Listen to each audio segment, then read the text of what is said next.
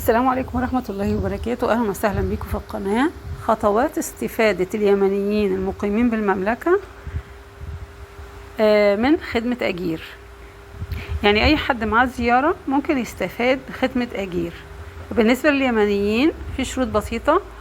أعلنت وزارة العمل والتنمية الاجتماعية خطوات استفادة اليمنيين المقيمين بالمملكة من خدمة أجير، اللي هو إشعار أهلية عمل، أنه ممكن تحويل بطاقة الزائر إلى إقامة نظامية لدى المديرية العامة للجوازات. وأكد المتحدث الرسمي للوزارة أنه بإمكان اليمنيين المقيمين بالمملكة الزيارة الاستفادة من خدمة أجير، بأنه بيدخل على البوابة الإلكترونية لخدمة أجير. هنزل لكم الرابط تحت الفيديو.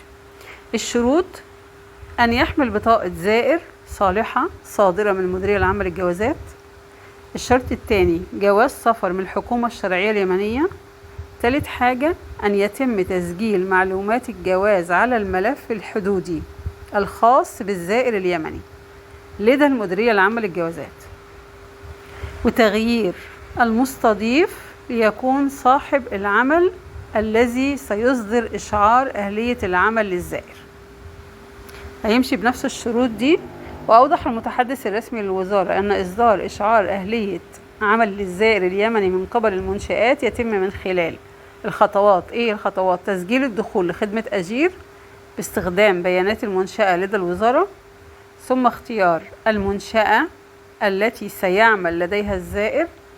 ومن إشعارات الزائرين يتم اختيار خدمة إشعار أهلية عمل، ثم إصدار إشعار جديد وإدخال بيانات الزائر.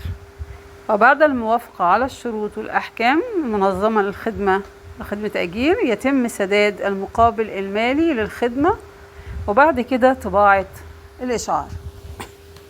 يا رب أكون أفدتكم. أي حد رايح زيارة يقدر إن هو يمشي في الإجراءات دي كلها ويروح أي شغل ويحول الزيارة إلى إقامة. وإلى اللقاء. السلام عليكم ورحمة الله وبركاته.